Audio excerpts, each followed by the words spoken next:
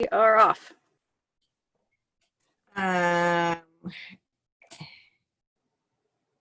Wait a second. I just don't have the, oops. Is that the Zoom remote board meetings checklist thing? Is that what I'm reading? No. It says script for remotely conducted open meetings. Remote meeting script is the title of the PDF. Email? Well, I haven't gotten that one. Wait.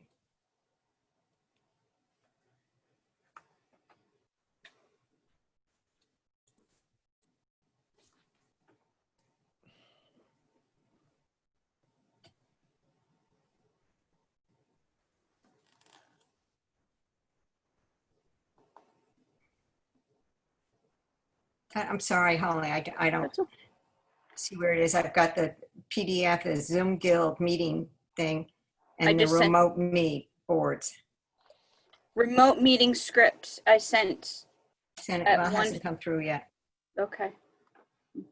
I sent it to everybody. Has everybody else got it?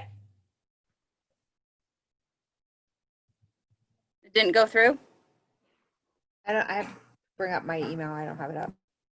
Angus, did you get it? Is this the one that you sent at 1:12? Yes. That there are two PDFs. One's the Zoom guide and the other was the remote.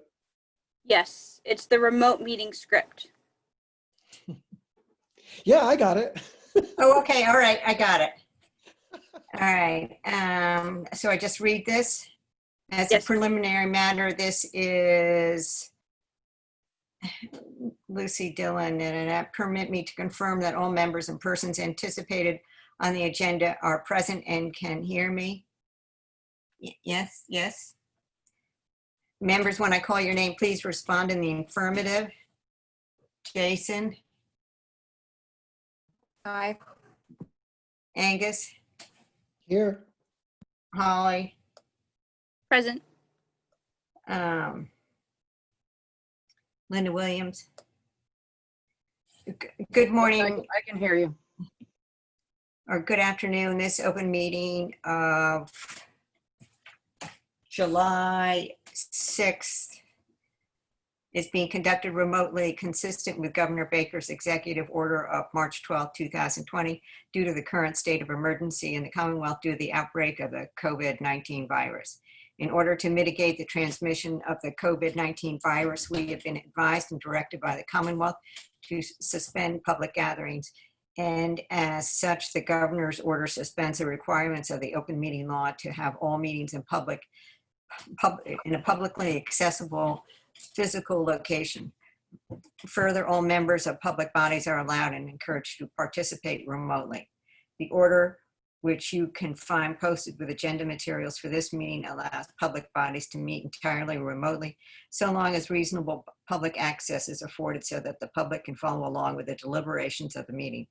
Ensuring public access does not ensure public participation unless such participation is required by law. This meeting will feature public comment. For this meeting, HSAB is convening by video conference via Zoom as posted on the town website, identifying how the public may join. Please note that this meeting is being recorded and that all attendees are participating by video conference. Accordingly, please be aware that other folks may be able to see you and to take care not to screen share your computer. Anything that you broadcast may be captured by the recording. All supporting materials that have been provided members of this body are available on the town website unless otherwise noted.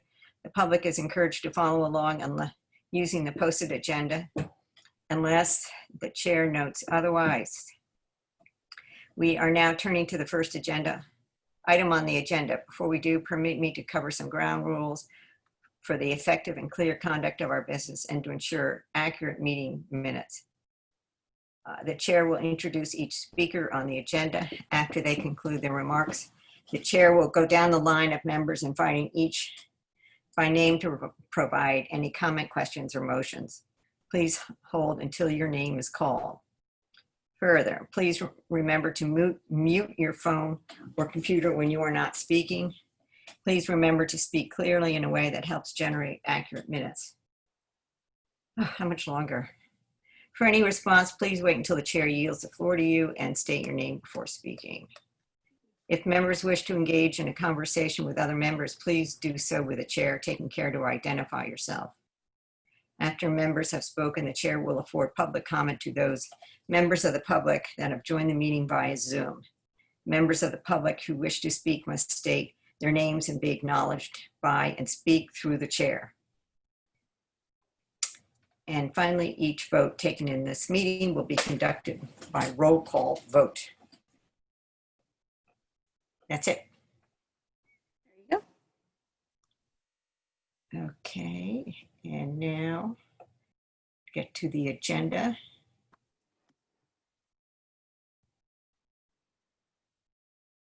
First one is 5 South Water Street.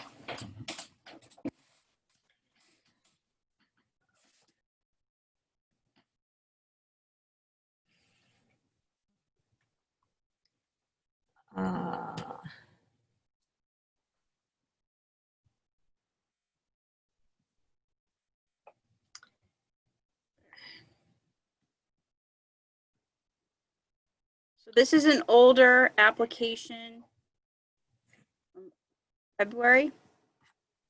I believe you all saw the first.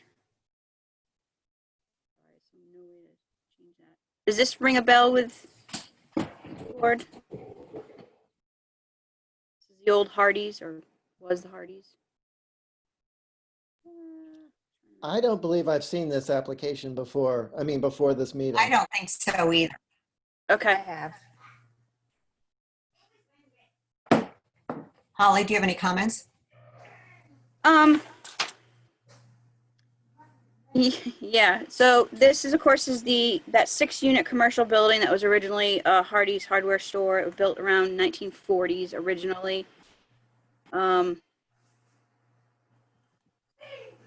putting a second and third story on, as you can see here.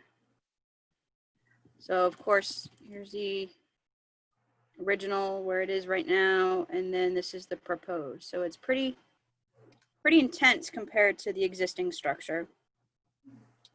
You know, of course, we've got all these gable dormers, a couple shed dormers.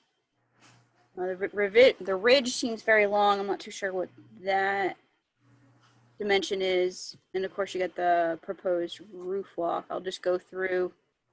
Because they're putting out a chimney fire. Linda, you'll have to hold off until we've made our comments, please. Oh, I don't have any comments on these. I'm on my. Linda, please mute yourself. She was muted. I made a comment, Lucy.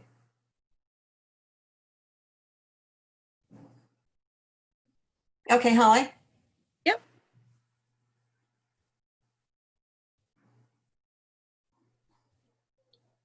Jason, you wish to say, I'm sorry. I to quite honestly, I mean, I don't even know where to begin. It's just, I felt this way the last time we saw it. It's way too much. It's smack dab at the bottom of Main Street. It's this huge hulking 2 extra stories placed on top of a simple 1-story building. It's always had basically utilitarian and it's been shops and whatnot. I just think it's just too much. I think it drastically changes the whole streetscape. And I think it negative. I mean, it's a big negative. It might have only been built in the 1940s, but I just think it detracts from the Pacific Club, and that its historic significance of the Pacific Club. I think it's right smack dab at the bottom of Main Street. I just think I don't even know where to begin because I just think it's totally inappropriate and they should not be allowed to go to 2 and 3 stories. Definitely not 3 stories. But I just think it's too much. Anything else? I think they should redesign it. Jason? Yeah, I agree. I mean, it's just massive. It's just gonna smack you right in the face. It's basically a wall. Yeah. Angus, what do you have to say? I'd agree with Jason's comments and Holly's comments. It is not at all the same building. It's like the building times 3. I believe it overwhelms the site. And there are some 3-story buildings that were recently built across the street further up towards Broad, that sort of, this might be able to relate to, but this is even bigger than those, and those seem overwhelming compared to what was there. But if you look along the streetscape, this just doesn't fit in with anything that is further up the street. It's as you head up towards the Dreamland, it's just it feels way over built. Yeah, I would try to keep the roof line what it is, and develop a second floor with dormers. But it's I think, Jason, you're right with the idea of it being redesigned. It's like I couldn't really talk about specifics on it because the whole thing feels too big and too different from what was there. Can I ask one question, Lucy? Sure. Holly, I don't know if you know the answer to this question. The proposed, how does the height of it compare to the Pacific Club? I do not know specifically, but we can see what they're proposing as an elevation here to the ridge. I was going to propose story poles. Story poles. Okay. This says it's Yeah. 33.8 to the ridge.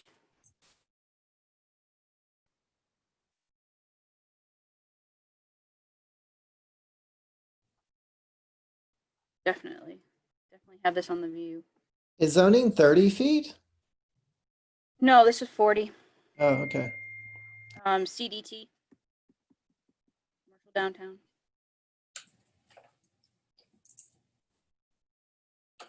My question was the same as Jason's, is that the height compared to the Pacific Club.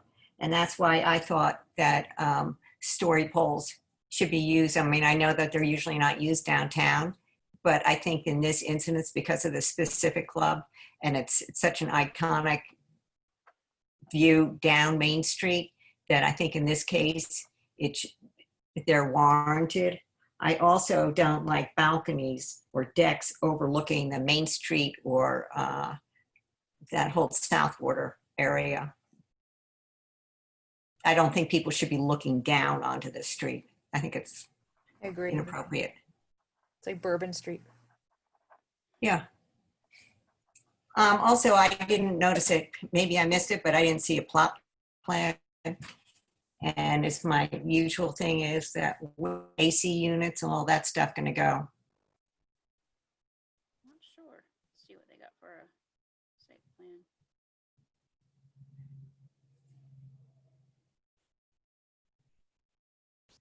There it is, right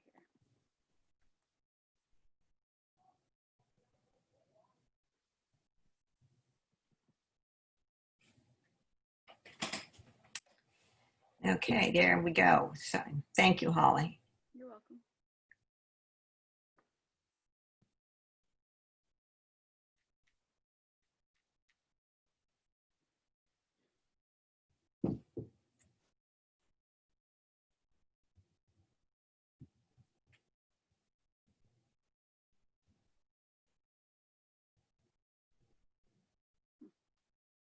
Okay, Linda, what do you want to say?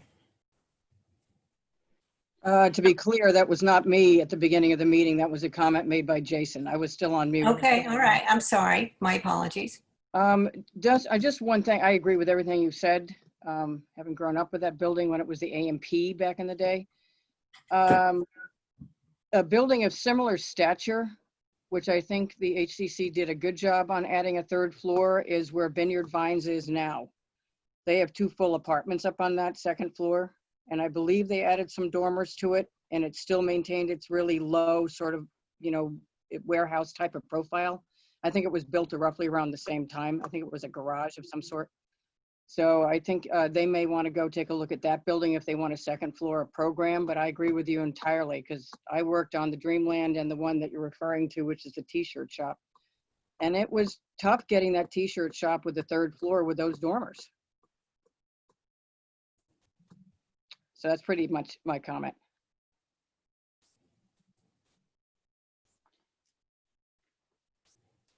And I didn't realize this, but looking at the site plan, this structure, this lot is not included. It's just what's outlined in red. So I wonder what the Easy Street side really is going to look like, with that structure being the same. It's got a 0 lot line setback, both of them.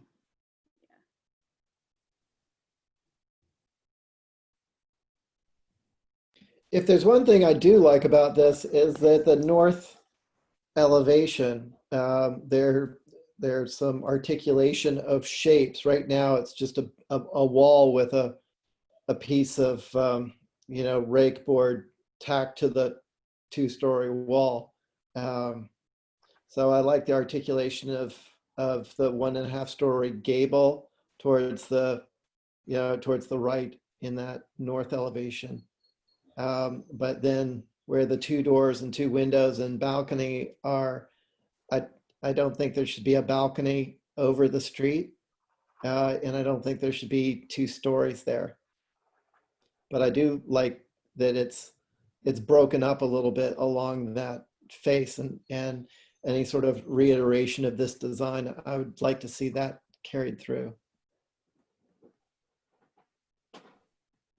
But it just feels like a story too high.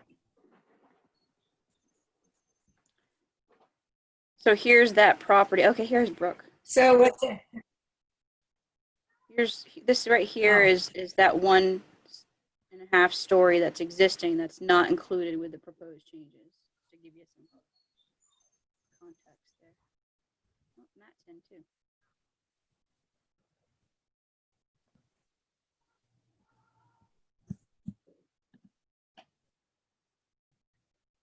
Brooke, this is 5 South Water Street. Thank you. We're looking for your comments on this. My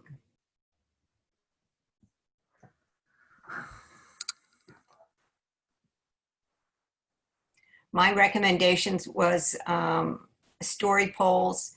We're all concerned about the height of the building because of its proximity to the Pacific Club, and also the decking and balcony overlooking the streets. This is where Pollux and Yep. Lily Pulitzer. Has this been through before, or is this the first time?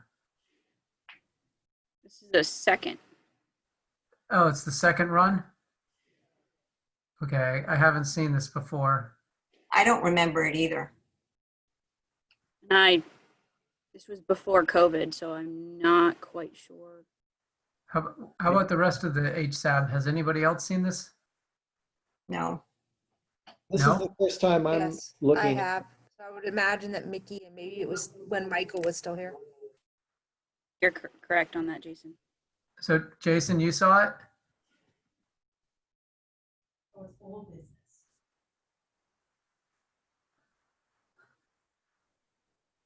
Yes.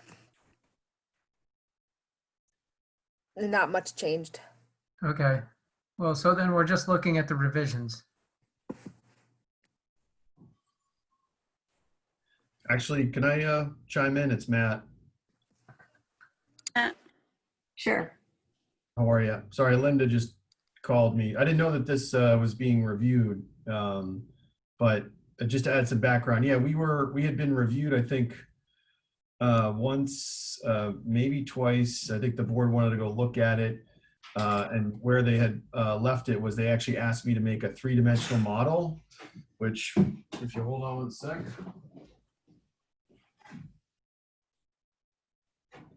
I can show you, we made, it's kind of hard to see, but we made this, we're planning to bring this to the meeting, kind of a site model showing the context and the structures. But we have not had an opportunity to present that to the board, only because it hasn't been on the agenda. So it was more about, there was some initial comments, and I think we may have made some minor changes, but I think actually just before COVID hit, everything shut down. So we weren't able to submit revisions, as I recall. And I know that they had asked us to put this model together, which we had done. And then we'd also submitted some 3-dimensional SketchUp things. Do we have those or no? Yeah. Cool. And I can show you some street perspectives. But yeah. So I just want to give you some background. I didn't want to interrupt. I'll shut up. Well, you're fine, Matt. Would you want to see? Well, I would like to see the model, but again, my question is whether or not we are looking at just the clouded areas at this point, or are we looking at the whole building? I thought that had it, again, I don't recall exactly, Brooke, but I thought that it would have been reviewed by the Historic Structures Advisory Board prior to its initial review by the HDC. But so It did, I believe, Matt, but I don't think they had a quorum. I think there's only 2 Gotcha. members. Am I Gotcha. correct on that, Jason? So it did receive staff and 2 advisory board members. I don't Okay, remember, it was a while So- ago. I just know what I want to know what I'm commenting on. That's it. If we're just commenting on the trim that's clouded, then No, I would. It's the whole program. You're looking at the. So it has been, this is reflective of some exterior trim detail revisions that were at the request of the board. They actually asked that we kind of reduce the busyness of it a little bit. And so they're fairly minor changes, but they're more detailed changes. So that is what is clouded, and that was what was planning to go back to the board along with this model and the renderings there.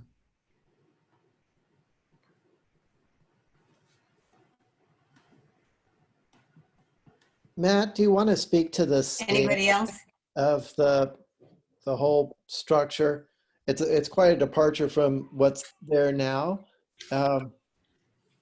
Well, yeah, I mean, I could, you know, the structure is unique. Obviously, it's a really large footprint, and it actually does have a existing second story on it, and it's kind of it's like an amalgam of you know, buildings as it is, and so, you know, a bit of a design challenge, certainly. I think that, you know, some of the elevations are existing condition elevations are not very successful. You know, one of the driving issues for the ownership is to maintain all of the existing first floor fenestration and/or program. I mean, this elevation to me is pretty telling. To maintain all the existing fenestration, yeah, that one there, and not as, you know, so we don't disturb any of the existing retail tenants. And so it's a little bit of a challenge trying to take that existing footprint, the existing first floor fenestration, and try to, you know, kind of put it into a package that is, you know, that tries to improve on that existing massing. And again, you can see this existing elevation here is really, I don't think, very successful. It's, you know, what we're become used to and kind of interesting in and of itself. But, you know, this is all, you know, 2-story flush face, you know, elevation here. And so what we try to do is, you know, kind of we drop this height actually, so this kind of reads as 1.5 stories. What we're trying to do is basically have the architecture tell a story as if it's 2, you know, kind of gable masses that were connected, if you will. And we actually put together a bunch of street view perspectives just to kind of show you what the first floor, you know, elevations would look like, or the experience, you know, from the street. So, you know, the connector piece between those two, we are creating some new voids that were not there previously. So for example, you know, this area is kind of a negative mass, whereas, you know, right now this, you know, this second floor reads as just like one massive wall. And so while I know that the footprint is large, you know, we're trying to actually break up the massing in a way so that it tells a little bit more of a, it tells a story, but then also creates more variety in terms of the volumetric shapes. I appreciate that articulation on the north side. Yeah. And then on the facade, you know, again, I think that on the facade here, we tried to create, you know, hierarchy again of, you know, stepping this roof line down on this side. So it looks as a kind of an additive secondary piece. Again, the challenge being that this whole elevation, and I hope it's okay if I mark up the drawing, I just feel like this whole elevation is all on the same plane because we can't really change the building footprint. But what we try to do with the architectural detailing is to create these kind of larger, you know, more pilasters with some depth, this kind of, you know, banding or entablature here. So what we're really trying to do is focus on the scale of the building on the one story, so that we're, again, trying to tell a story that this mass was the original mass, and then this had been added on at a later date, and then the other buildings, you know, whatever order they were in, but that's what we're trying to do here. And I would also submit to you that the existing structure or the scale of a lot of buildings in this area, thanks so much. These are PDFs, these are on my email, okay, cool.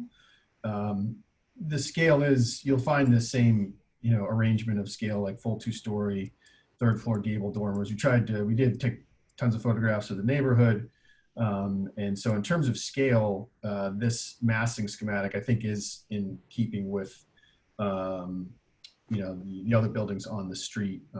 So, and again, as you turn around, the building's visible on all 4 sides. And I think that each side kind of tells its own story there. Some of the feedback that we got from the board were, you know, try to really minimize those 2nd floor decks, which, again, I think this round of elevations was, we were heard on a Tuesday. We had to have our elevations in by Thursday. So it doesn't give us a ton of time to get a lot of the changes done or digest them and work through the client, you know, client feedback with them. So we try to do the most we can. And that's kind of where we left off. But I think on terms of like this elevation, I think given what we're dealing with, I like the fact that we've kind of broken it up as much as we can. In this dimension, you know, this width here, we studied in kind of intentionally. And then also with the existing storefronts, you know, the way that these 3 windows kind of line up, it almost kind of makes sense that this would be a later addition. So it's definitely challenging. You know, it's not the easiest thing to work with. So the back side, if I could talk about the rear elevation there, which is here. So we do have to add a lift. It's not a full elevator. We can put in a limited use, limited area lift here, and that's what's housed in this piece here. And we looked at this elevation again. Here's kind of the rear secondary mass, if you will, that kind of runs parallel to those. You know, there's almost like 2 gable footprints kind of running parallel to each other, each fronting on its own street. This portion of the structure is not under the same ownership, and so this is a really hands-off approach. So there'll be no change to that. But you know, the rest of the elements are pretty straightforward. We could potentially add some additional fenestration here. That's a storeroom, but so we could add fenestration if we needed to. But this houses a lift and portions of the stair core. And we looked at a number of different incarnations of that, and you know, specifically like flush gable or intersecting gable. And we felt that this was the most successful, you know, in terms of not trying to be something more than it is. Again, I've looked at all the different versions of it in the past, so I've so to me, this looked the best, and I liked it a lot. If I could, I'm just going to see if I can send you some perspectives, because I do think it's helpful. Otherwise, updated. Do you want to share them, Matt? Yeah, could I share my screen? Yep, absolutely. I think I know how to do that. Let me see if I can pull it off. Bottom. Your screen. Become very astute at Yep. Zoom. Okay. So there's some cheesy scale figures in here, people in bare feet, which is not totally accurate, but we just wanted to give you a sense of what, in terms of the scale and the color scheme and the style, the streetscape. And so this is reflective of the drawings that you've got. The board did ask us to get rid of one of the, try to minimize decks. So we just ran this roof line across, and so this one actually went away. And so really the only one on this side of the building that's visible is this one here, which we thought that the shingle rail is the way to go. But I do like the way that the plasters kind of work, and I think this scale and the dormers, third floor dormers, we went with 3. We could probably get some more square footage out of that third floor if we had some larger dormers, but I thought the proportion of these was really important. We spent a lot of time on the detailing, which doesn't really show up on a quarter scale drawing, but again, maintaining a lot of this existing fenestration was key, but I think that it kind of works together. This is also reflective of the color scheme, the gray with the darker sash, and then the black or graphite shutters. I haven't looked at this in like a month or two because everything was shut down, it was on hold. I may be more inclined to change this French door color to match the window so it doesn't look like a door, because I think the existing red color on the first floor doors is pretty successful. This is kind of a more zoomed out version. You can kind of see how this secondary gable, again, we're creating these kind of voids or volumes to kind of make it appear as if there are 2 structures that kind of sat back to back and then had been developed over time. The connector piece is intentionally kind of recessed so that it's not as visible. I think Ray and the board was kind of, they were really very interested in this elevation here. We did have some angled brackets here that were a little bit more rural, and so he said to kind of be more consistent. The first floor ceiling height, I'll also point out too, and if I'm talking too much, Holly, just tell me to shut up, so I'll keep going. No, I think this is good. The first floor is actually, ceiling height is really tall. It's somewhere in the range of like 10 feet. So we're kind of dealing with that. And so this porch, we plan to kind of rebuild, and it was a bit of a challenge to try and get the right height and pitch and proportion so that it didn't feel so either too tall or too high, because you do have varied heights of fenestration on the first floor. But I think the proportions work out. This kind of built-in deck, it'd be nice to have, and we really pushed it back. Let's see here. Yeah, it's a close-up of here and there, but I guess you can see the detail back here. This is from across the street, and we tried to locate the existing tree. This tree is not going away. Some of the trees you can't get an exact match, but we try to put them in there for scale. That's from the other side. Again, you can see where this plaster, it's a little bit of a trick, but the plaster depth that we would use would probably be in the range of like 3 to 4 inches. It wouldn't be like a piece of 5/4. We'd intentionally use something that's kind of bulky, comes off the building more, so it sends home this notion that it's like an additive piece. Hmm.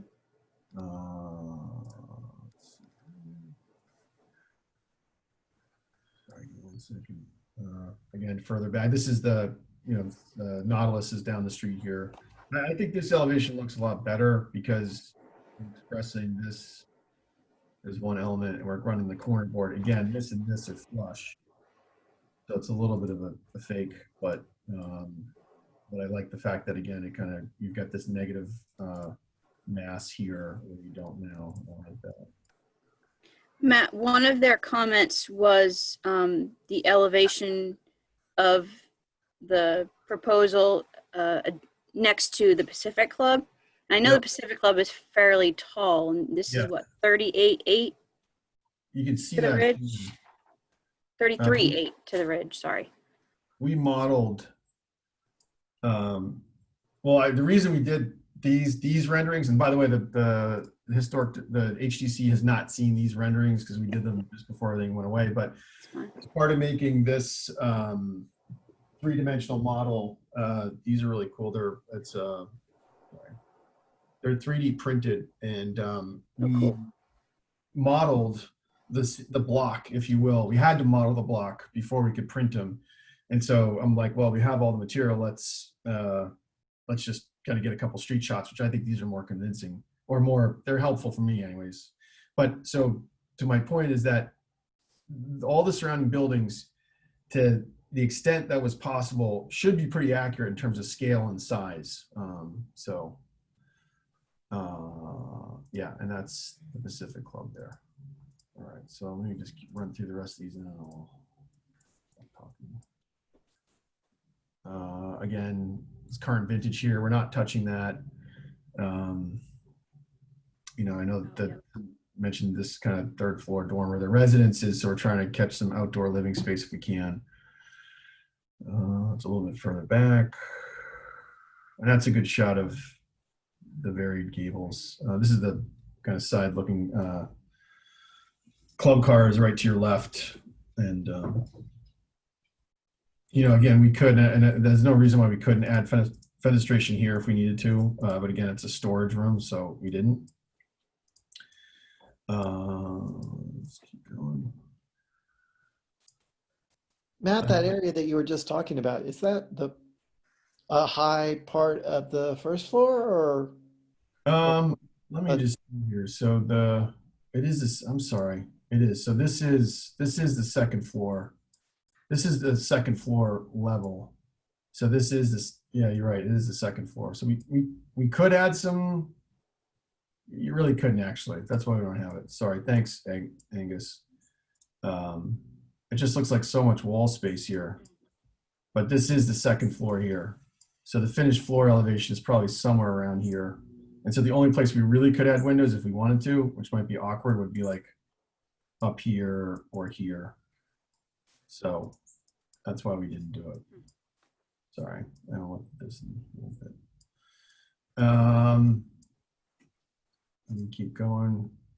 Again, all the buildings in the surrounding area are scaled based on, we went to the building department, pulled the permits, and then did site verification with like some photographs and measuring and whatnot. So that's the last slide. Where are you planning on putting the AC units? On the roof. We're planning That's the reason for the walk? What's that? Yeah, we're probably gonna have to put maybe 2 there, and then the other thing we're trying to do is maybe put them in the connector piece. You can't. It's kind of funny because there's it's kind of the second and third floors, or the second floor is really kind of H shaped, if you will, and the connector piece is we plan to actually, which you really can't see in a lot of these perspectives because it's set back, but we were planning to do kind of a pitched roof, but then make the top of that roof flat and then be able to conceal as many of the condensers as we can, and the other equipment as well. There's no planned change for retail use on the first floor. A lot of the tenants are long-term tenants, and that's the goal of the owner, to maintain all those tenants. So there's not like any other additional reason I say that there's no plan for any like additional equipment like hood vents or anything like that. So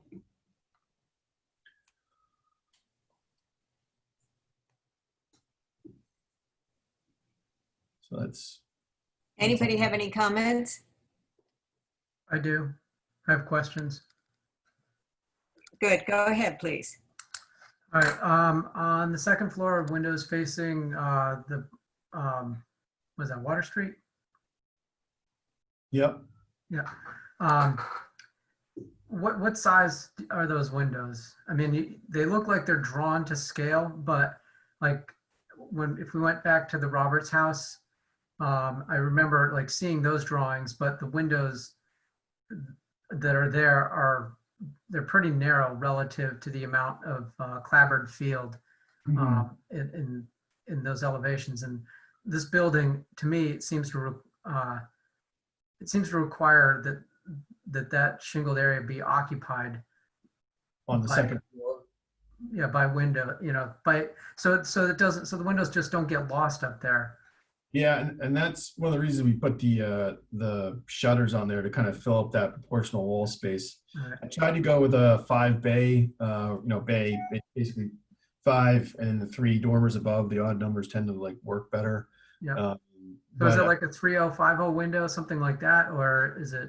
I could certainly look at the bigger windows because the way that those fall in the floor plan, there's pretty decent flexibility there. Yeah. It's like there's a unit on the right, there's a unit on the left. So And I know these are kind of fussy things, but these are what I'm seeing. Yeah. I noticed in your 3D drawing that you show the angled pediment abutting the frieze, which I like, but in these drawings, it looks like there's a course of shingles between your frieze board and the top of your pediment. I really would rather have the pediment up against the frieze if possible. See how it looks like there's a gap there? yep. I think that those windows could actually be lifted up to that frieze somehow. That's again just personal preference, but I think it'll make it look a little. It'll formalize it, just tighten up the that architecture a little bit.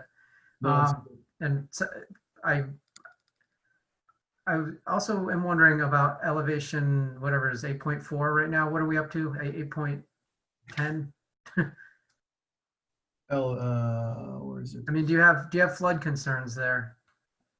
The And is that going to affect future design, or like we are approving something that's going to come through and be reviewed again? Like, oh my goodness, because of, we've triggered some sort of 50% construction rule. Are we going to have to raise this building up, 3 more feet? And holy smokes, we're at 39 feet. correct. Yeah, no, it's a great comment and question. So the assessed building value is pretty high, primarily because the individual retail units, and because of the high assessed building value, we're not going to trigger the 50% rule. All right, and so that is the benchmark for the flood elevation requirement. Elevation, yeah. The 50% of the assessed building value. You can also get the building appraised independently. Yeah. Yeah, that was because we did a lot of digging around before we got into this. I figured you did, but It wouldn't be the first time that we've gone down that road, and then all of a sudden you think you know what's going on, and you don't. Yep. So. And then another question, are the first floor walls of that building sufficient? I mean, the building's been there forever. It was a warehouse. I've been up in the attic, years ago, and I know it was put together just as for its minimum functions.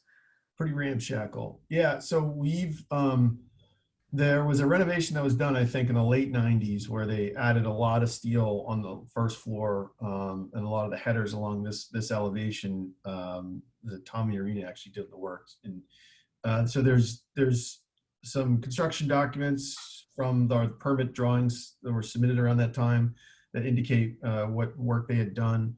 There's also a lot of like point loads. We've worked with an engineer and done some preliminary analysis about maintaining the existing second floor deck system, which looks like we'll be able to do. And so from that point, then it's really a matter of bearing capacity of the perimeter foundation walls. We've done. We were actually in the process of doing an excavation. I think I actually did do an excavation of a couple spot locations around the building to see what we're dealing with. The assumption is we're dealing with a 4-foot crawl, or not a crawl, but a backfilled foundation. And so we've looked at the structure and we feel pretty confident about the first floor, about how to carry a majority of the point loads from the second floor down to the first. The only outstanding question that we really have is, the foundation. And again, the challenge here is they don't want us to really disturb the first floor tenants, although that's not going to be, there's going to be areas, to your point, Brooke, like there's a couple areas where we may have to, open the floor inside the building, pour like a 3-foot. Yeah, I would imagine some kind of a curtain wall effect at some point. And I'm only asking this question because if you had to make these changes, then that would mean that, would you trigger the whole energy code thing? And then would we be back here looking at a different kind of window, and even the size of the glass and those kinds of things. So that's why I'm asking that question. Yeah. And then I guess my final question is, on the club car side, where you were talking about putting in, the long, narrow windows that would have made that look like a bunch of smiley faces next to each other. Could you actually just steepen that porch roof to, cut off some of that shingle field? Yeah, totally. I mean, I think we might have to create some kind of a transition. I think that other, where is it? I think it's the A2.3, the elevation you're talking about. Yeah. So and we could totally do that. We may just have to transition. It'd be an odd little transition next to current vintage. Yeah, to keep theirs is kind of low and cool, but that could turn the corner and die into here, and then we could start something new here. Yeah, we can totally do that. Yeah, it's just, that's like a fussy little detail. Because I looked at, again, it's funny, it's been probably 2 months since we looked at this or more, because everything just stopped, and I didn't know when this was going to be put back on. So that's one of the first things that jumped out at me, it's a lot of wall area to your point. I think we can definitely do that. I know you're probably sensitive to all of this stuff. Yeah, that's great. And then finally, just, it's quite an effort on this. There's a lot of thinking there. Yeah, we started looking at it, I think, last summer, and they've owned the building for a long time, and yeah. All right, that's all I got to say. Thank you. Thanks, Brooke. Matt, I just wanted to make a comment first. I didn't mean to, staff didn't mean to put this on the agenda and kind of without having your knowledge. So we apologize. We're trying to make sure that things that were looked at prior to COVID are kind of moving forward. No, the owner will be super happy to know that it's being reviewed there. So okay, so hopefully this will be. It sounds like it'll be very important for you to take their comments and the commission's previous comments and kind of put that all together. I did want to mention. I had 2 comments with this area here in the middle. You were mentioning that you've looked at this. This is for, did you say for access? It's got a lift in there and a stair core. I was just curious, instead of having kind of this almost, is this a gable or like a hip? It's a hip. Okay. That's what I thought. Maybe have you looked at having that as a shed? I could show you what that looks like. The distance from here to here is actually pretty long. Oh, thank you. It's pretty long. But I could see if it works. I was just curious, just because it's kind of putting a different roof type on there, kind of is a little different. I agree. And so for example, we had a gable that looked like this, and it just made this look super vertical. Right. And the hip, and I'll try, I'll take another, because we have the SketchUp model all put together. I'll take another shot kind of showing it. It almost, like the size and the scale of the building, I kind of looked at some larger scale kind of shingle style-ish buildings that had a little bit of randomness in terms of their roof styles. And it was, for whatever reason, it seemed to be the least eye-catching. So, but I know that it's like a tower-ish. Okay. And then to the advisory board's point about balconies looking over, and I know you mentioned that the HDC made a comment about kind of reducing the amount of them. I'm trying to find the elevation. The elevation that faces Club car. Club car, yes. And you had mentioned that. I'm trying to get to it. There it is. So Is that it? Yeah. So you eliminated this one. Yes. Okay. We pushed this one way back. And we played around with the proportions. So this one basically, this roof line just continues across, and then this one got pushed got reduced and pushed back, so it's like really deep. So I think this set of drawings that you have are not Okay. the most recent, but I don't. Again, I'd have to go back because I think literally just as everything got shut down was I think we had the meeting Tuesday night. Yeah, And it was then quick. the deadline was Thursday, and we Yeah. were ready to submit the revisions that are reflected in my SketchUp model, but we could. That's when everything shut down. So you guys, you don't have these. You don't have the most. Okay. Okay.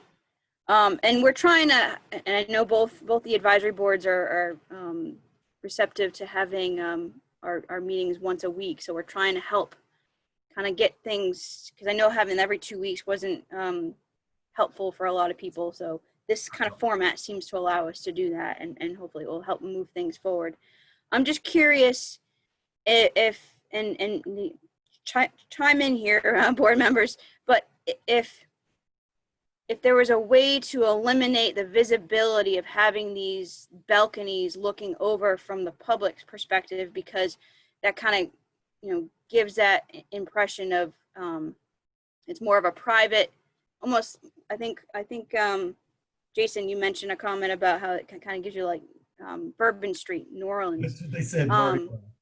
Yeah, party. And I'm wondering if there was a way to incorporate that more on the inside of the structure versus on the outside. If that makes any sense. Sure. Yeah, I could look at it, and I think the like I said, the SketchUp model, if you recall, it's like one of them completely went away, and this one became much less like pronounced. It almost kind of is less visible. But yeah, no, we can continue down that road. Awesome.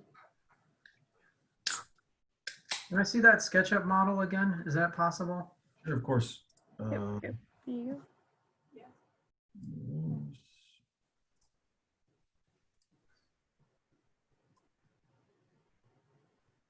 My messy desktop. I would be finding those. See if I can get to the. There it is. Yeah, I much prefer that. Yeah, way better. I mean, you can see we pulled it in real close to those windows. It becomes, I mean, it's basically like a little. Yeah, it's just a little Juliet balcony. It's kind of cut in a little bit, 4-foot section. And we had these brackets you see in the previous iteration in the drawings, those brackets. I was just wondering for their point of, instead of having it here, if there's a way to have it more internal between those two gable ends to have it, more seclusive, if you will. Yeah, well, there actually is. There is one in here that you can't even see. In here. That's completely hidden. Great, but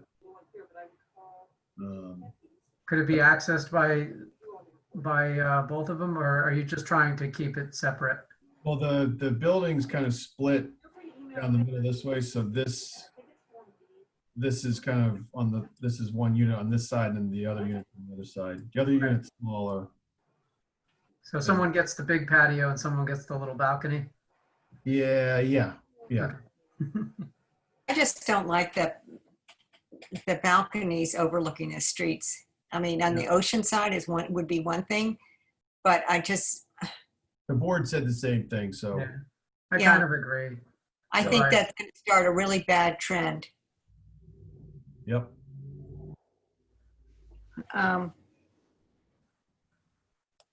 For the person. And I'm still concerned about where the AC units are going to be. I'd Yeah, like to know that. we should be able to get on the, there really is the problem, well, not the problem, but there's no ground level location Okay. to put these. So they really all have to go on the roof, which creates its own set of issues there with like vibration. But I think that we have a game plan where we can do, it'll look like again, you can't see, and I'm sure that if I got the right position, you would see the interconnecting piece that connects the two structures, but you only see the eave side. And so what we've done in the past is we'll have the eave, but we'll change the pitch so it's steeper, but it actually creates essentially like a parapet. And so you can put a flat rubber roof, membrane roof, and then they're completely, you just can't see them. You can see him from an airplane, but you couldn't see him from the street. Yeah, okay. All right.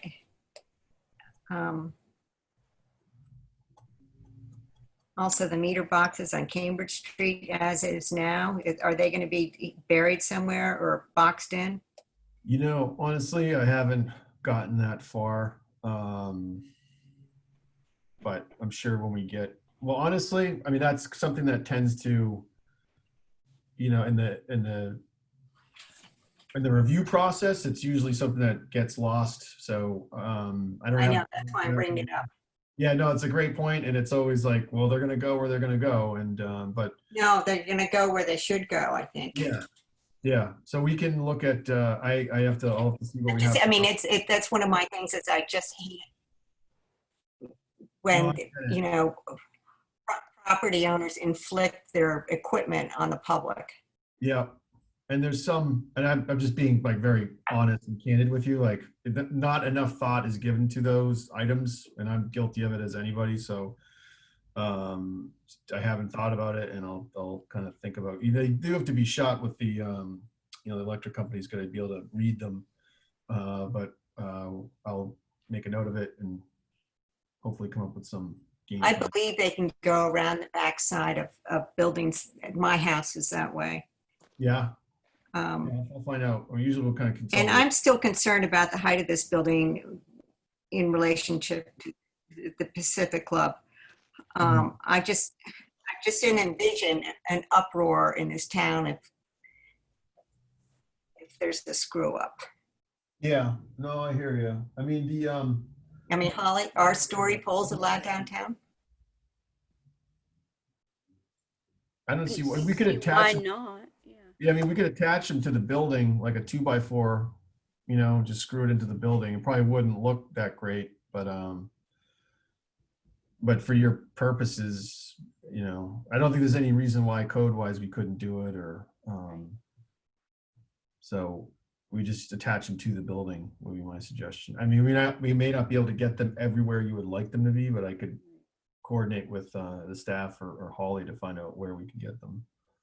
And then I'd love to show everybody the model. You're not doing anything in person, but maybe I could either drop it off at your office, Holly, and just leave it there for like a week or something, and then as people have the opportunity to come by and look at it.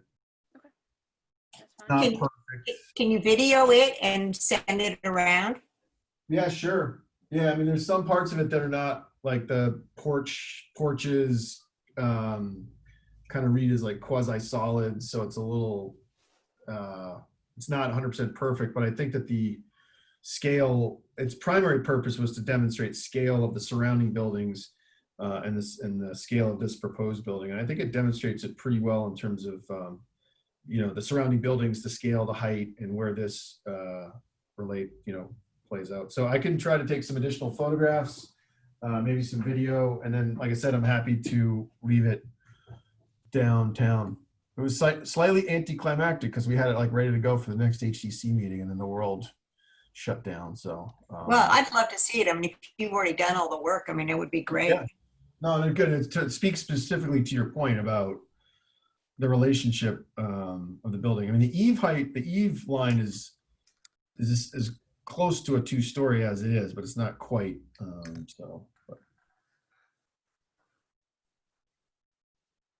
Are these true divided light windows?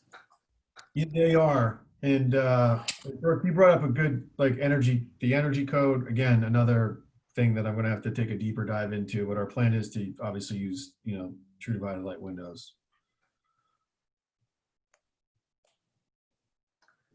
That'd be definitely preferable. Yeah. Yeah. And I think there's a path to that, but you probably know better than I do.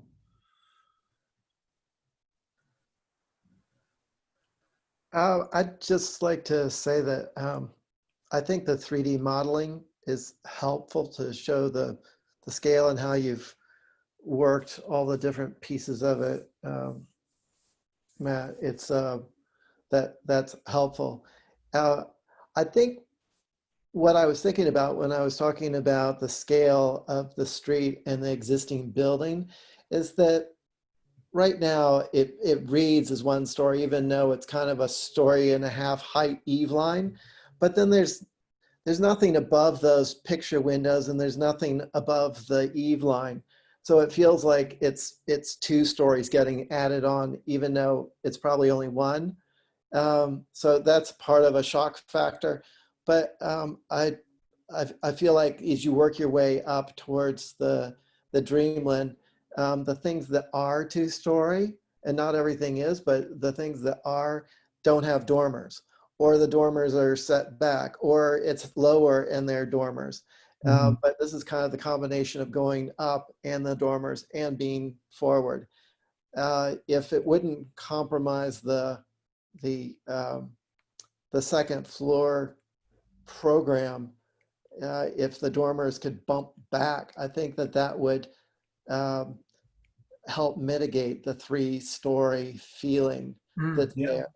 Across I think you could, because they're both fallen bedrooms, and they're in areas where they're already, I wouldn't say compromised, but it's something I think we could totally look at and probably do. So I think it's a good suggestion. But this is really helpful to be able to see the different facets of it, and it feeling more like separate buildings that have joined and evolved over time, which I think always helps. And also getting the, and even subtle things I found is like just the paving materials of the street, which, and there's a lot of texture kind of built into these areas, but yeah, I personally find them very, very helpful for myself too. So. Yeah, it is a big project. There's a lot to it. I think even when you have in your program the pushing the envelope of height, if it's not as visible, if it's set back, if it's not as visible, it's when it gets close and goes up that it's harder to deal with.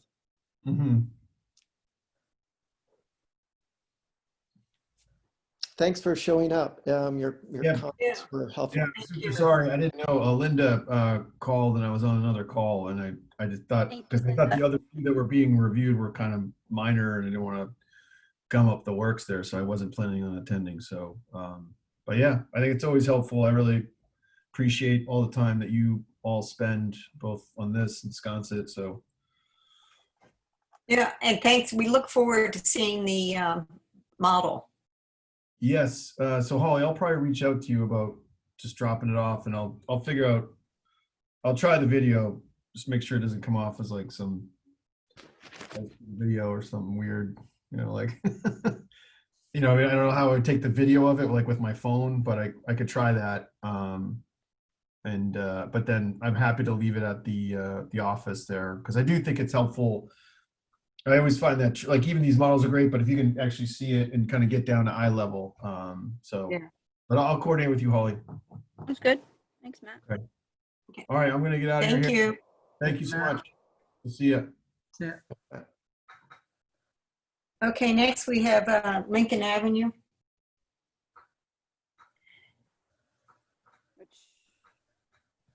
No, I think we have You have me next. Pleasant Street. 58 Pleasant Street.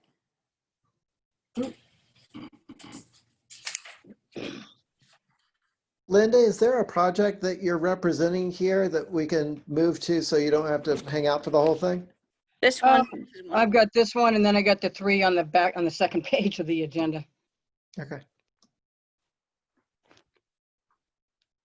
This is 58 Pleasant Street, the circa 1930s cottage right here on Pleasant Street. Now stay on that one, Holly, for a second. Okay. It's easy to see it there. You see there's a deck on the north side, and there's a deck and a pergola on the back side. We removed those. They were rotting and falling off the building anyway. Wait, can you go back there? Sorry. Yep, nope, I just your need problem. Okay. So that cape is a 1930s structure? Yeah, kind of, that whole little strip is very odd as to dates. They're all over the place. Yeah, that backwards salt box is a real odd duck. Yeah, this was 1930. Wow, okay. That's the back cottage. Kind of a Alright. weird little piece of property. Yep. So here's the Yeah, deck. we removed the deck back there. It wrapped around the side of the house. And then we removed the deck on the side of the house. And the what doesn't show is there was an outdoor shower right there in the middle of that right-hand piece. And then they changed the, they put the bulkhead in, fixed the door on the bulkhead. That was rotted off. That's pretty much the story. So this is an as-built application Pretty Correct. much or as so. demoed? Yes, a guy was working on the house and he didn't pull any permits and everybody's been fired off that job and now we're starting from scratch.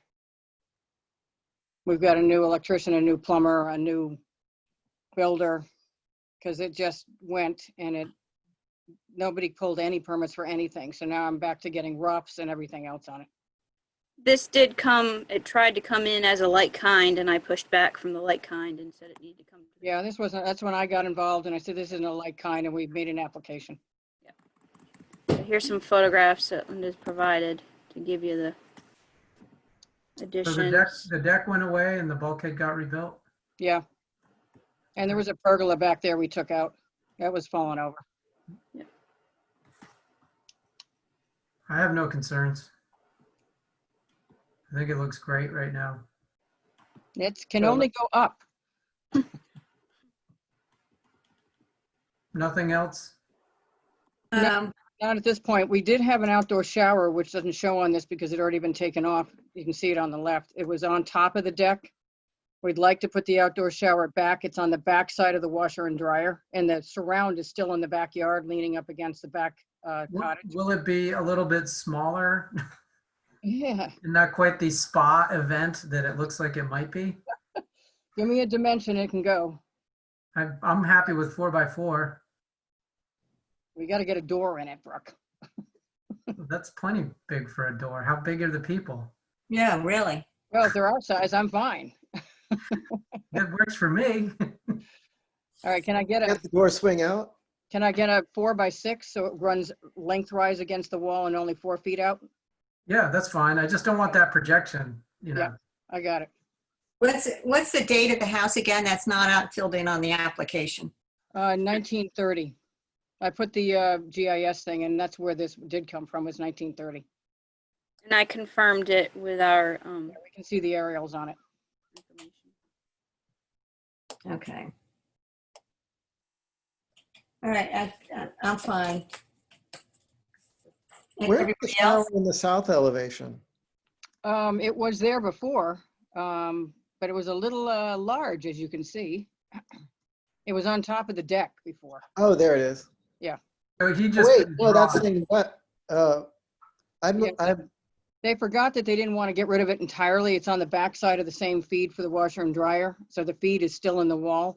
But that looks huge to me. So 4 feet out and 6 feet long against the wall would work.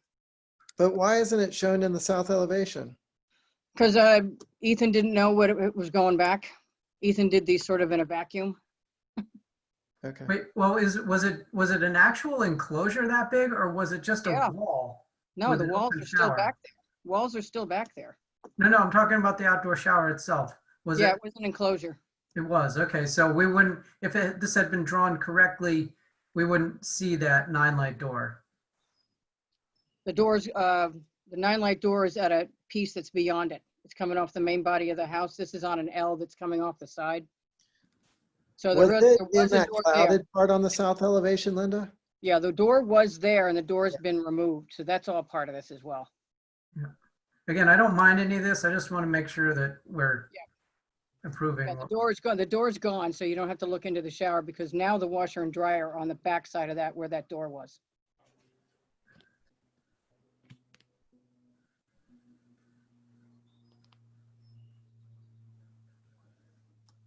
Any other concerns? No, Cool. not for me anyway. Okay. So, Turns?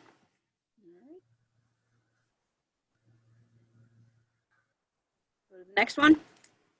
So what was the You recommendation? want to do Lincoln Ave now? Was that a recommendation for no concerns? So I can write that down. That's what I got. Okay, Y'all are okay with that? Yes. great, I- thanks. I think it's all good. It would just be nice to see where it is as far as how close is it to Pleasant Street? Is it, the further back that shower gets, the better. It's nice that it's not projecting out 6 feet. Yeah, I It's hard to see because of the foliage. There's a tree and whatnot in the front, and it's a very tight little lot to the guy next door. well, the application doesn't indicate the shower, Linda. So I'll add it. yeah, I would think that would have to be added in the plans to show that. So Absolutely. as of right now, this as-built of the removal of the deck and the pergola, the advisory board's okay with that. And I'll give you a new plan that shows the shower.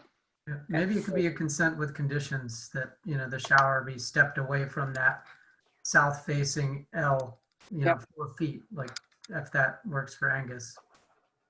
I'll get it back as far as I can. There's a window there in the kitchen over the sink, so I can't go back too far. But I'll get it back there as far as I can. And if I can make it smaller, I'll make it smaller. Works. Fine with me. All right. Next one. We going down the list? Or do we want to go to Linda's last 3? Sure. Okay, well, whatever you guys want to whatever do. you want, Holly. Let's Linda's the last 3. She's got 44 fair, 29 broad, and 15 broad. So why don't we do that? We'll go to 44 fair. Since she's here with us. Bear with me. In my sweatpants and my t-shirt. It's all about Zoom. It's how it is. Okay, this is fairly simple. It's on Fair Street up that pretty steep hill after you get onto Fair Street at the bottom of the hill. It's one of those Victorians that used to match that Victorian across the street in detail, but somewhere along the line, former owners, this is part of the Ziegler family, somewhere along the line before she inherited the house, most of the gingerbread was taken off. So we're sort of having a discussion whether now to try to put some of the gingerbread back on because it's such a beautiful Victorian. Mm-hmm. That picture is from, Holly, back up again. Yep. That picture is from 1890. You can see the fence and some of the gingerbread still there on the right. And it's down to 1880, which is a better picture. There it is. They had a picket fence across the whole front and up the left side before, lower than the retaining wall, which is above us, because that property is so much higher than us. Their parking space is up about 3 feet. All the fence was taken off. What they'd like to do, here's the fence again. What they'd like to do is run the fence right here from the porch, return it to the porch, not run it across the front because they've got some pretty good plantings there, but run the fence back up the hill to the retaining wall where it used to be. And it's just a type 2 cap picket fence, painted white. That's part of this. It will be stepped down, I think, 3 times, so the fence will be flat. And there are other pictures in here, the other fences across the street that are also stepped down. And there's a small retaining wall that's going to go probably inside the fence in order to keep the grade change, which is existing, from falling into the street. You can see how it's rushing into the street now because they had to remove the dead plants. And that patio, stay up there, Holly, for a second. They have a patio that's got weird angle. They're just going to square it off back to the wall. So they're adding this small triangle of the same. So right here. There. Yep. I think I was sitting on the sidewalk looking up the hill. That's across the street. Same side of the street. Across the street, Twin Street. There's this one that steps down next to us because they're also at a pretty steep part of the hill. And they have a gate in theirs. And it goes down to the front door of that other Victorian across the street, which I'd like to put ours back to. And there it is, step, step, step. We don't have that long a run, so our steps are only 3 steps. And this is the type of retaining wall that's next door. below us, because they're so steep here also. We're gonna have that type of retaining wall up there, and that's across the street. That's a 3-foot retaining wall with a fence on top of it. And there's the patio. So this is for a fence and a retaining wall, right? Fence, retaining wall, and just square the patio off. I have no concerns. Who's that, Brooke? Correct. Okay. Cool. Where did you say the house's age was again? You didn't fill that out on the application. I believe I've got it up there. It's an 1850s Greek revival. It was one of Charles Robinson built this one. Yep. And this one's across the street. Okay. Yeah, and I think they were probably built roughly at the same time, though there's less history on the one we're working on than there is Right. across the street. Right. This is Angus. Angling to get it all back on there, though. I don't really have a problem with the And idea of that's, doing the retaining and the fence, but the stepped fence feels awkward. The one example that is given of the step fence, it seems weird compared to all the others. They're a The little one more that's level, right across the Angus. street has posts and the rails meet up at the same height, so it's not really stepped. I think if it's a type 2, Yep. It'd be one thing if it's Victorian and these elaborate posts and then rails going No. into it at different heights, but a type 2 fence, I think it would be better just to run it right along with a continuous rail. How do you want me to do a gate that's going to be tipped? None of the gates on Fair are tipped. They're all squared up. Because they've got to get a gate into that side yard. And the gate's going to look weird if it's at some sort of an angle. I can step it maybe twice, but it's going to have to be stepped in order to get a level gate. Uh, That's going to look weird. Can we get a drawing of it just being a level gate and the rest going with the slope? That's going to put it on the downhill side. That's going to put it above the fence going downhill. I Yeah, can probably run it down to it, square it, and then run it down again. So that the gate is square. That's what you're after? Yeah, angle, square, angle, right? yep. Yeah. Okay. I can do Actually that agree through with staff. We'll Angus. do that. I don't think they're going to have an issue with that, except one more problem with it. If we go down the hill too far, it's going to be almost below the steps, and they want to return it back to the porch. So that yard is enclosed somewhat. How high is the fence? 3 feet? It is 36. Yeah, The deck looks like it's 20 inches at the most. yeah. All right, let me just do it through staff. They'll have to make it work. He's got no choice to make it work. He's done worse.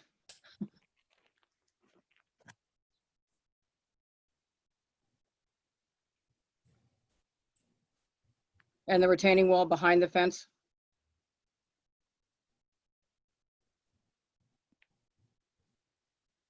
Yeah, it'd be really great if we had a drawing of it and a Yeah. section that goes, from the street to the sidewalk to the fence to the retaining wall to the courtyard.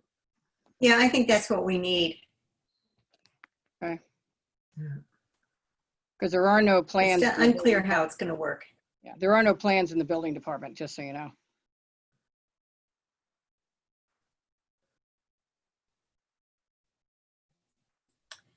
Okay. Any So other comments? Does this continue for more information kind of thing? Yes, please. Okay. This, just so the board is aware, I believe. Yeah, this is on the agenda for the commission tonight, so. Yep. We'll All let of them these are. know. Yep. We'll let them know Okay. of your We're recommendation. recommending that actual drawings be done Correct. with, Yep. show this in a little more accurately. Okay. Yep. We just figured that since it had a fence, it's pretty much on the plan where the fence was. All right, next If you one. could- Yeah. All right, where am I? Whaling Museum? Nantucket, JC. JC. Okay.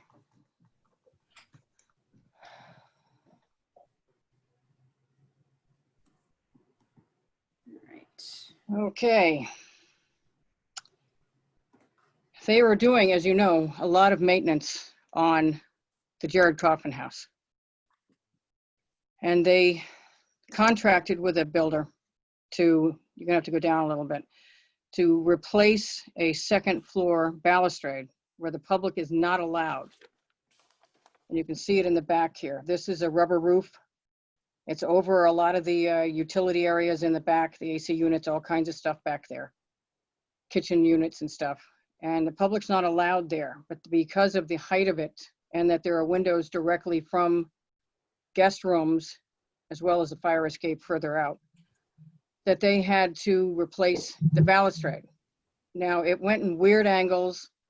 It looked wonky because I drive for Cranberry Transportation and I'm back there in that driveway, in that parking lot all the time, picking up wedding parties.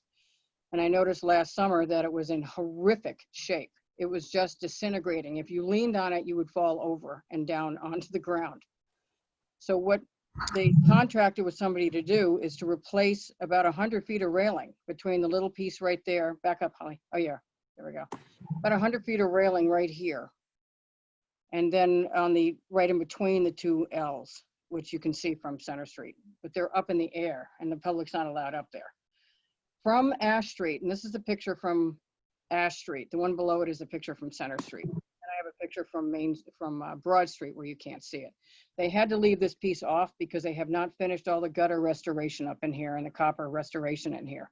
So they blocked it off so people working up there would not fall over the edge and somebody coming down the fire escape wouldn't fall over the edge.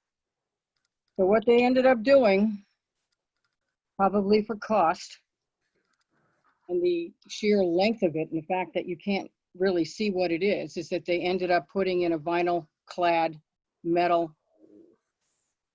railing that looks like wood from the street. I had to go up the fire escape on the right to actually get up on top of it to hit it and take one of the little caps off to see exactly what this fence was. And if you go down further, I put all the information as to what the fence is. I talked to Ray Paul. You can barely only see one little corner of it from Broad Street.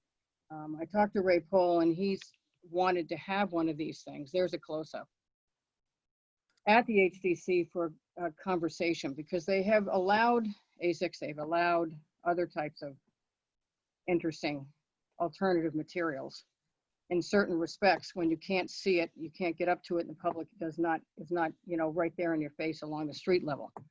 So I believe that's going to be the gist of their conversation this evening. But I wanted you guys to take a look at it and sort of square in on this thing. Well, I did actually go down there yesterday and looked at it. And I think it looks awful. If it's only for employees, why isn't this natural to weather?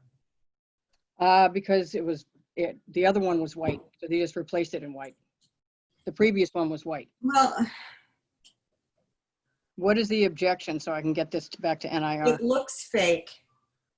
From Ash Street? Yeah, it's neon white. You can tell by the way it's constructed. And then where it meets the stairs coming down, there's this really funky carpentry 2x4 angle thing. Hang on a second. That stair was not replaced. That's existing. Linda, that piece of wood I'm talking about is brand new. Right Which above one? that, there's a little piece. Oh, there's I see it up there. railing that goes to the railing. Yep, I see the railing that goes to the attachment. Yeah. Okay. Yeah, it looks temporary. Yeah, I don't think they've quite resolved it. There's some parts of it that have to be finished up there. And the way that sections meet up with each other, I just down and the left-hand side at the corner detail. Well, both.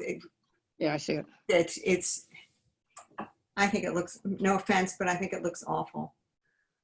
I mean, this is a historic structure. And now it's, Could it be spray painted, like a dark red so that it just fades into the brick? So it's not quite so in our face. I mean, I'd rather get rid of it, but It may be, it was white before, but this is yeah, let me find out. I mean, I know there's vinyl paints out there that do a Yes. pretty good job of being permanent. Absolutely. Holly, can you go back to the Yep. Center Street picture that shows the yeah, there. So look at the fire escape. I mean, a rail like that, I think makes a lot more sense. Where it's dark and it's almost invisible. And it's really a shame that they didn't do that. The white just looks so tacky. awkward, even if there were a deck there. But I think Brooke has a good point of going, the Okay. darker the color, probably the less it's going to stick out. Okay. And I would love to get rid of that and have that cast iron or, powder coated steel or whatever that is there. But, like a least worst option would be to figure out how to make that Yeah, fence just disappear. because the white railing looks like the fire escape railing, but obviously in white. So, yeah. Well, the baluster and the rail is a lot more delicate in the iron as opposed to the wood or wood-like product. Yeah, and it's way more traditional. I mean, that's like what you see off of brick buildings is that cast iron spindly Well, they railing. haven't put this railing up yet, so I have probably some flexibility with this railing. And if I can figure out how to paint the other one that same brick color that these are basically, I'll check that out. Yeah, that'd be great. Yeah, I'd love to see the And it would whatever take that some ra- of the sheen off it too. yeah, that steel railing cut across, Yeah. Okay. because you wouldn't even notice it after Yeah, a while. because I'll tell you why. You can't see it from that shot, but coming down from the back annex is the same type of thing for a fire escape. So attaching that whole wall right there on the Center Street side with that same railing that the fire escapes are using is code. So we could probably do that right at that one spot. Linda. Yep. Lucy has provided these photographs of the AC units on the side, understanding they're still working, but Yep. it looks pretty Yeah, bad. I saw him the other day. I'm having that conversation with him tonight. Thank you. God, that's horrible. What- Yes. Yeah, Yes, and they are. they are not in your aerial photo. These have No. been there for quite a while. I mean, maybe they've added more stuff to them. Yeah, I don't remember seeing him This before. is, I would put this as the biggest eyesore downtown. Yep. I got it. And I don't get it. I don't know what they're doing there. I looked at them the other day and I'm going, where did that come from? Well, it's something's got to be done. Yep, I'll deal with that. They're gonna have to come back in for those things. Well, maybe a Moving. possibility is that those are moved to that back alley between the JC parking lot back there and the land council. There's a back alley there right now that I know actually belongs to the lot that the NIR owns. That's Yeah. on Broad Street. Yep. In that alley now is the JC dump, is what I call it, like Yep. old mattresses, all sorts of stuff. Yep. Wait, maybe they can move all those units over there. It will take some work, but you don't have to have the AC units right up next to a building. Well, they're removing the ones just below the railing in the back. They're removing a lot of that support equipment in favor of something newer. So I think maybe we can just flip them to the other side of the building perhaps, but I'll have that conversation with those guys tonight. Yeah. And Holly, those photographs will be included in the packet for tonight? Yes. Yes. I Okay. created a PDF with them. So yes. Okay, Great, Cool. thank you. I'm All right. segueing down Broad Street. We're going down to that back yard area right there. behind the Whaler Museum. Mhm.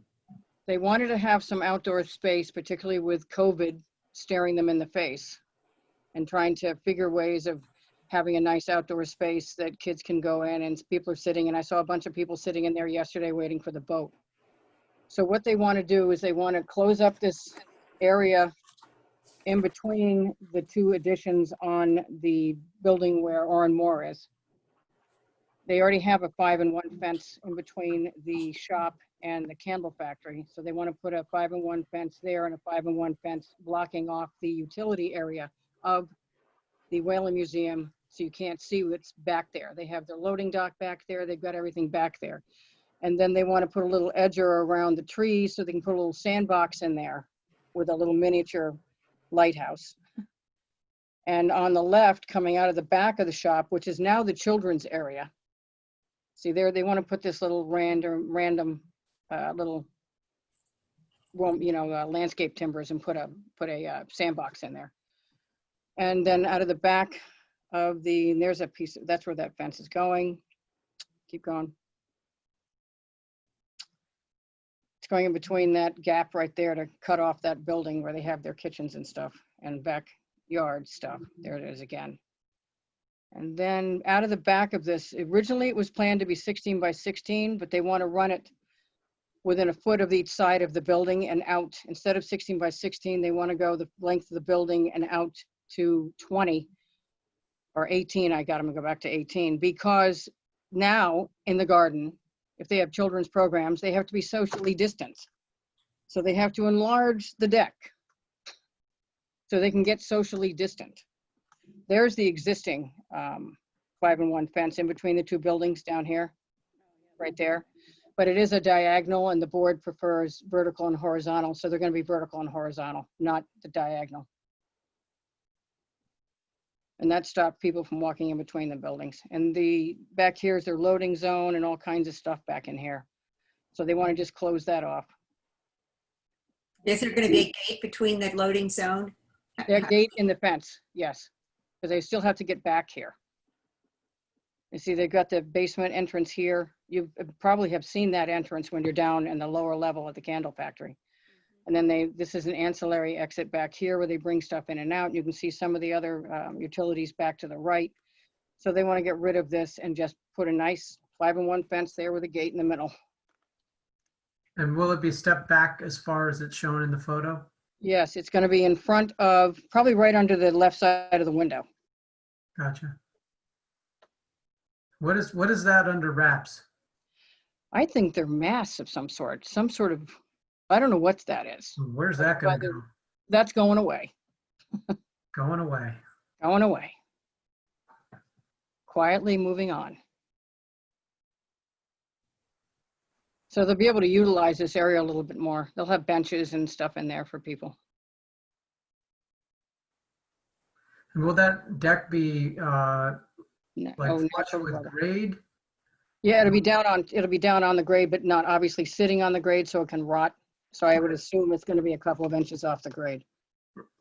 Okay. It can't be much more because they've got a threshold from the door. So they have to be able to come out the door and onto the deck. Yeah, I know that building's low. I just wanted to. As low as they can get it. I have no concerns. I do. I want to know what this lighthouse looks like. It's a playground piece of equipment.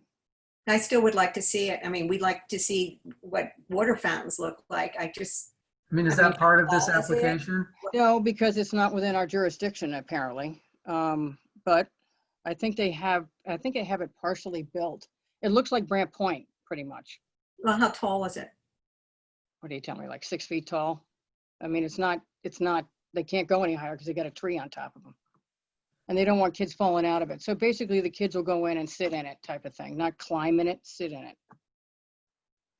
It goes along with their nautical theme back there. And it will be painted like Brant Point? I believe so. And it's not going to stay, I believe it comes out in the winter because I think it'll die if it stays out there. I've only seen a rough sketch of it. The 5-in-1 I'd like to feels so suburban. It's just like, Seems like there's got to be a better thing that fits better in this more downtown location. I mean, I see it between the Whaley Museum, you know, between filling the gap between the buildings. And, you know, where there's just a little piece of it and it's bridging the gap, it's one thing, but having it everywhere where it's outlined seems like, I Well, don't it's know. only two places where it's outlined, and that's to close off that back part of the building so kids can't get in there. Right now, people are coming through from Wales, whatever that street is over there on the other side. They're cutting through and they're hanging out back there. So they don't want people cutting through anymore. Where are we going? I think we have to go back up one more or down one more. Could you just do a 5-foot board fence? I mean, would that, I think that's fine with them. I think they wanted to be more consistent with the fence that's there and the one that's going right here. Yeah, somehow a little bit lower, like Brooke's suggesting, 5 feet and Take the top off. just simple, just the type 2 cap on top of Yep. a board fence. Okay. Can they Yeah. go to 6 feet or do we have to stay at 5 back there? That's about 70 feet off of the street. If it's just about keeping traffic from going through, it seems like a 4-foot fence would do it. I wouldn't go up to 6 feet. No. All right, we'll go 5 feet then. Board fence with a cap on it. Okay, natural to weather. What about this one on the side? The one in the picture now? Yeah. Yeah, the same thing. Okay. Both places. So you Okay. wouldn't want to have this, right? no, Well, that's no, what they wanted. no lattice. Okay. I think honestly, I think that lattice should go away there too, but Sounds good. That's not me. yeah, I know. Not me. Not it. And you guys are okay with expanding the at grade on top of the grass?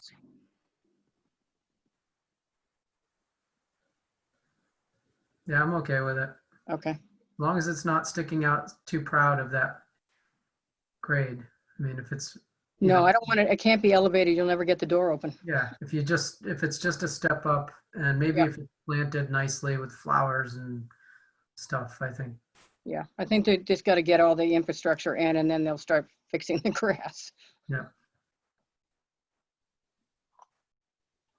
Okay, so 5-foot board fences with a cap, both places. You're okay with the expansion. And, okay,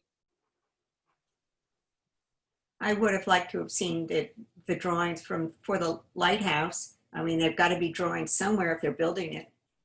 well, they're building it in their shop and I think they're building it literally in the shop, if you catch my drift. I'll try to get a picture of it. Well, they're going to have a plan. I mean, you always have one before you even order materials. Is this something that James Russell's involved with directly, or? No, hold Okay. on. I got to get a hold of their clerk of the works guy, Oh, I've met him. I can't. Ed. Ed, yeah. He'll have a drawing. Oh, yeah. Hold on. Yep. Hold on a second. He may be able to email it to Holly right now. He'll I have mean- a good drawing. He'll have a good drawing because he's a fine artist.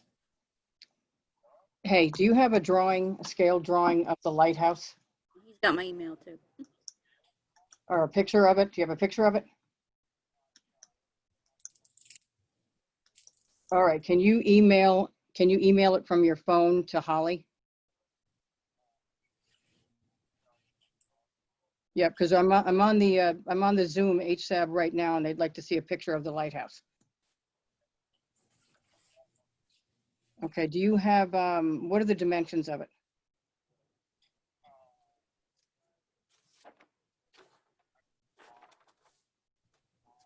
Okay.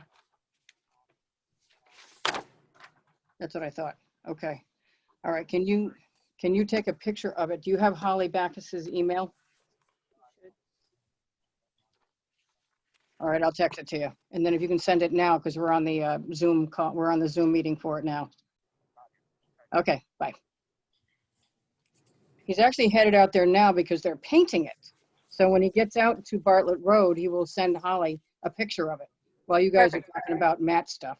Emeritus still has stuff in here. Perfect. Thank you. Awesome. Thank you, Linda. So I'll just hang out here for a minute. All right, so we're good on that one. Go to the 73 Washington Street. Is that all right? Works for me. All right, thanks, guys. So this is the corner that used to be NISDA. Oh, where'd it go? That was weird. Can you guys see this? Sometimes it's all fooey. Yeah. Okay. So this is the corner of Washington Street and is that Francis? Where NISDA used to be. Well, NISDA got cut in half.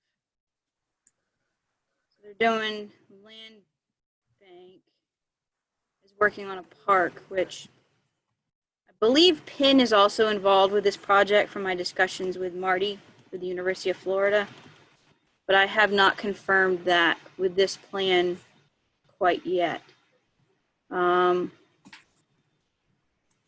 This is their proposal. Yeah, I have 2 comments on this. Okay. It's the drinking fountain, which is in black. I would prefer to see a charcoal gray. And then the pad, concrete pad or bricking, whatever was underneath it. I was hoping that Mickey would be in on the meeting today because to me, it did not appear that ADA. yeah, there was enough room for someone with a wheelchair, ADA. I mean, the fountain is ADA, but it didn't seem like this, if you were on a wheelchair trying to drink, that you might like be pitched forward. And that's why I was hoping that, because Mickey knows all this stuff. Can we scroll down to that? Yep. What you're talking about? Oh, These are the details of the fence. That's what the, See, it seemed to me that the drinking fountain should be placed farther away from the edge of the gravel. See what I mean?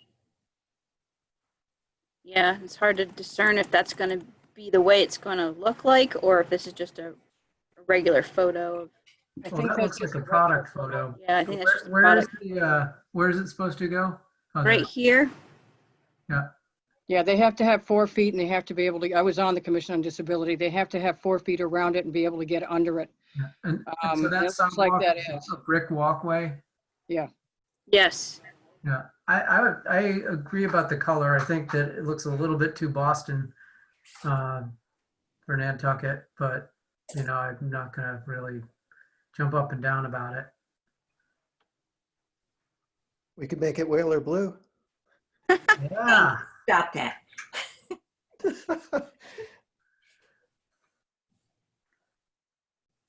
That location seems fine. yeah, For the no fountain. problem.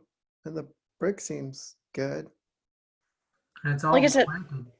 I believe that, and I could be wrong, but I believe the land bank is working with Preservation Institute, especially how this is within the FEMA flood and how that would how the landscaping would handle flooding and all that fun stuff.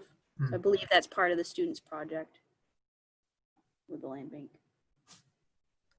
But I can confirm that. I apologize. I wasn't able to reach out to Marty beforehand. Where are the crosswalks? We'll find out later, huh? Yeah, I'm not sure. That's a really bad corner. I don't think anybody will be crossing through the center of that. No. I don't know. I'm kind of happy about it, but safer for sure.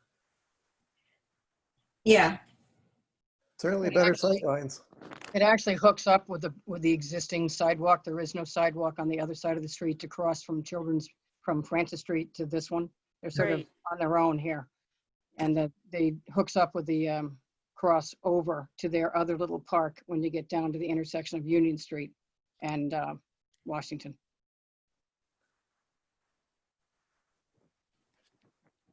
So the brick will be along the property line, and then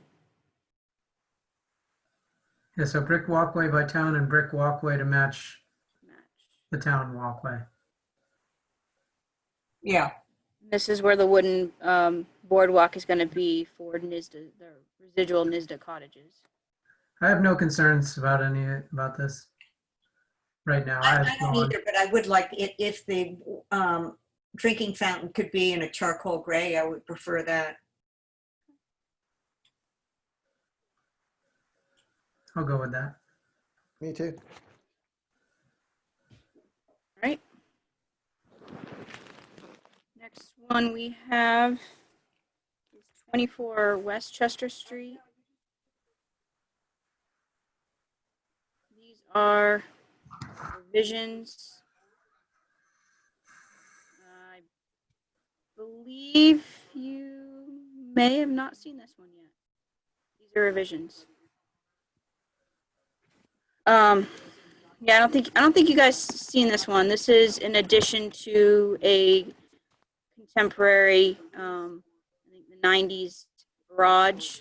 So here's the actual main dwelling, which is historic, but here's their contemporary garage. They're doing this addition and turning it into a secondary dwelling. I did provide them comments previously. Yeah, built in 2001. The main dwelling was built in 67. So here's the garage, and they're really making it a substantial size. They had some revisions that they provided to the commission, and I think this revision is based on Concom's discussion, because if you look at site plan, they've got some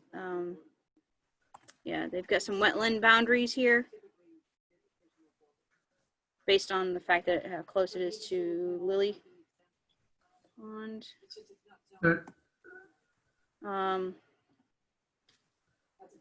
So I believe it's this, where is it, right here?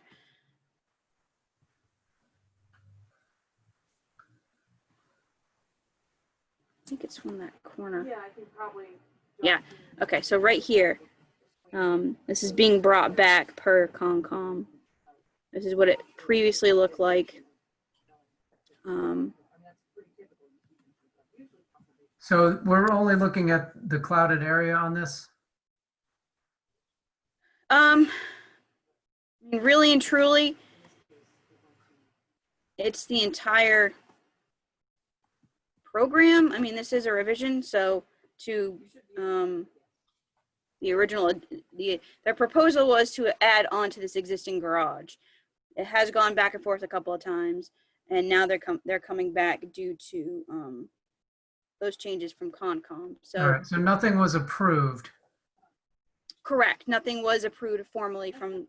No, I take that back. It was approved. All So right, this so was what their previously approved structure looked like.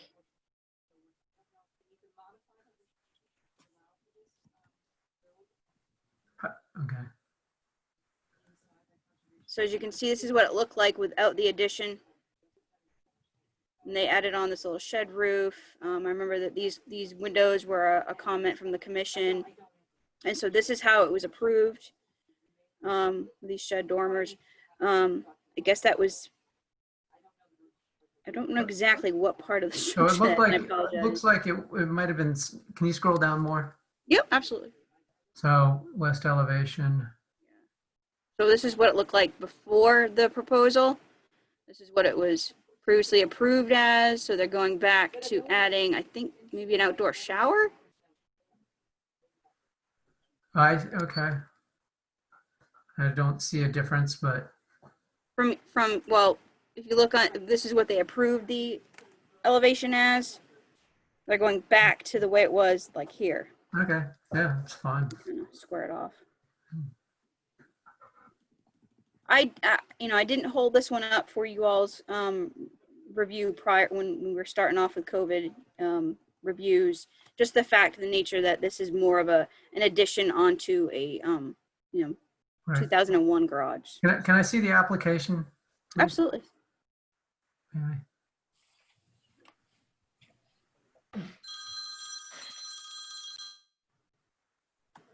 I think it's at the bottom.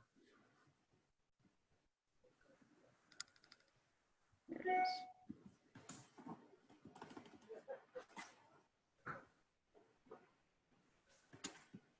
All right, so that's all we're looking at then.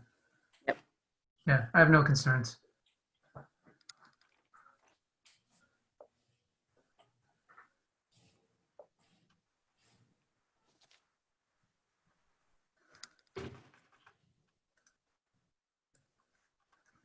Everyone else? I'm fine. Okay. All right. And Angus, you're good? Oh, you're on the phone. Sorry.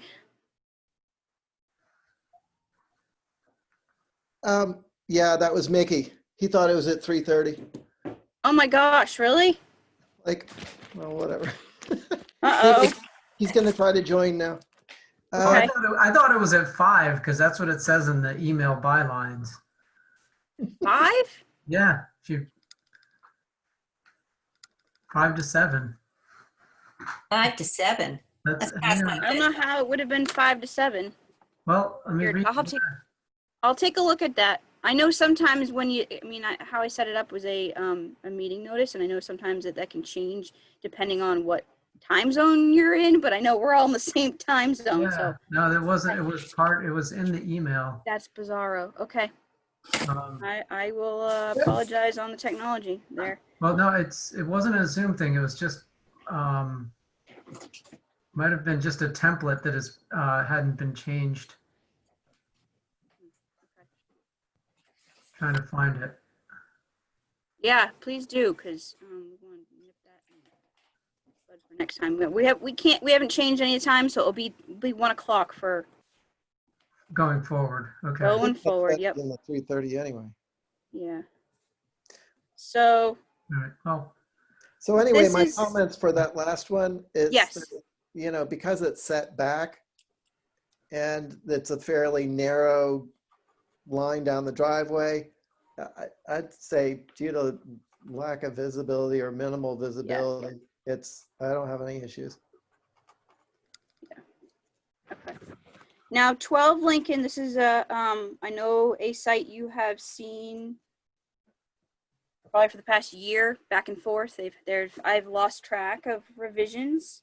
So this is a new revision to both the existing 1902 George Gordon house there on Lincoln Ave and to the previously approved guest house. I wish Matt stayed on. I don't know if he realized he had his application on here, but I just might have to send him an email, just let him know. But here, this is, apologize. This is so this is what we know what it looks like right now, right? And this is the elevation that was previously approved with the, I guess, 3 stories. And all I see that they're changing is the door on the 2nd floor, the chimney cap, and the trim detail. And from this application to the new second dwelling, it's the same thing. They're trying to get them all the same. So. Holly, would you please tell me again, what's the difference between the previously approved and the proposed? The previous, yep. I'm looking at the 2nd floor French doors and they look to be the same. I guess it's the About the- color. Oh, Because color? he's outlined Oh, yeah. white. So it's the Well, color of the door. what was it previous? Don't know what it was previous. Because I don't really want white up there. But I know there's a lot of white up on that street anyway. If everything else is white, that's one thing, but if everything else is Quaker gray and that's white, then there's a problem. Right. All right, let me see what I can find here. We got a problem. There's Mickey.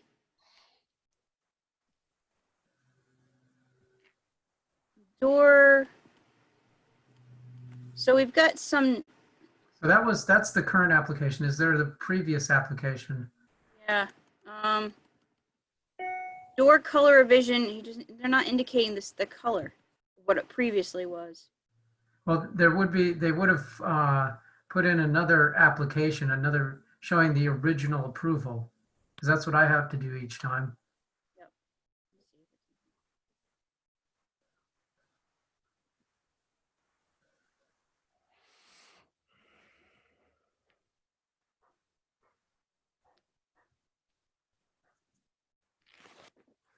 I like the owl, by the way.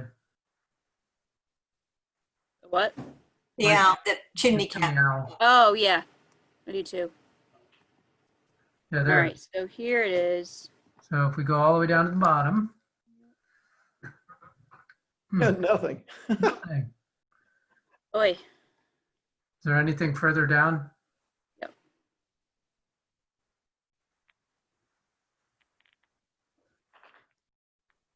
I've lost track of how many revisions this thing.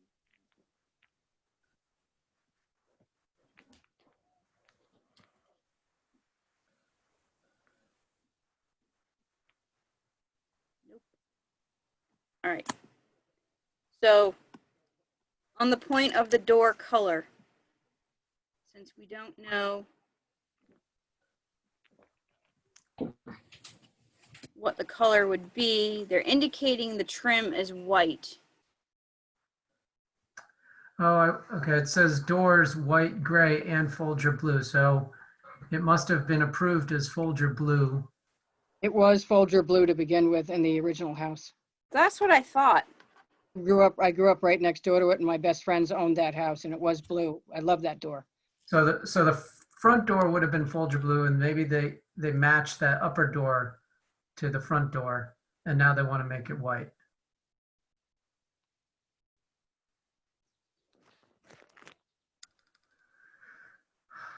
Yeah. So, and then of course there's the trim, the recessed Oh yeah, there's gray Yeah. doors. white. doors. Yep.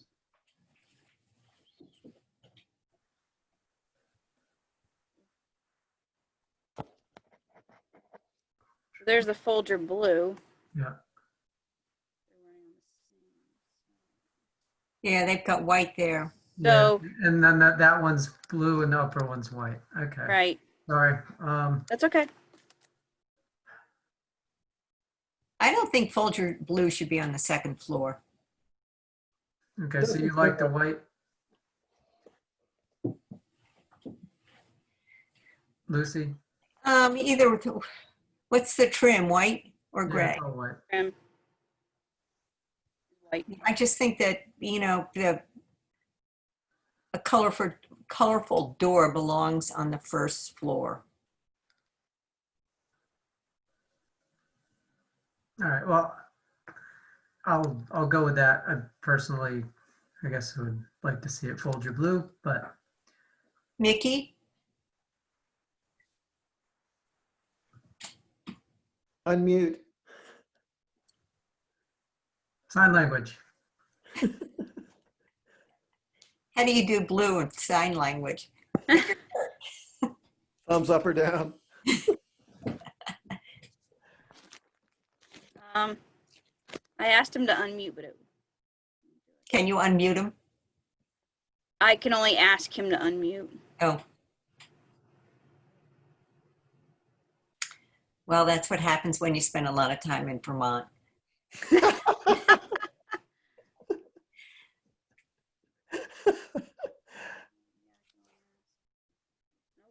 Okay, so I guess we're not getting a comment from Mickey. Hey, Mickey. Yeah, if you I got it. Technical support. That helps. Okay. I agree that the that I think that the blue should be on the first floor. Whoever said that, Lucy maybe. Yeah, I think I like the white upstairs, if that's the question. Yeah. it So you're was. okay with that? Angus? I prefer keeping colors on the first floor. Sorry, Brooke. All right, Brooke. No, not going to push And- back on this one. And the chimney cap and the revised trim detail? I like it. And not to sound like a broken record, but where are the AC units?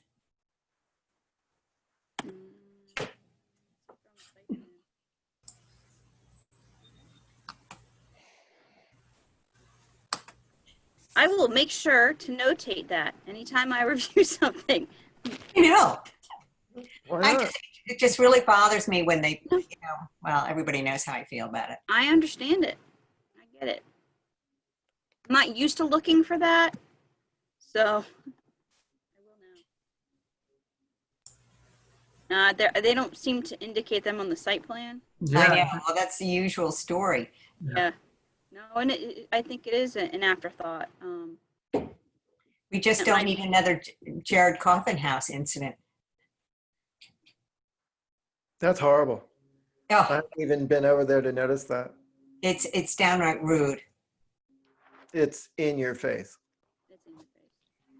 All right, so I wanted to put up the revisions to the second dwelling on the same lot because it's the same thing. Right here for that back dwelling.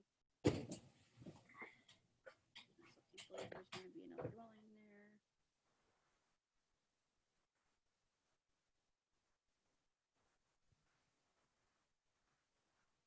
So same thing, they're bringing the same detail to the chimney.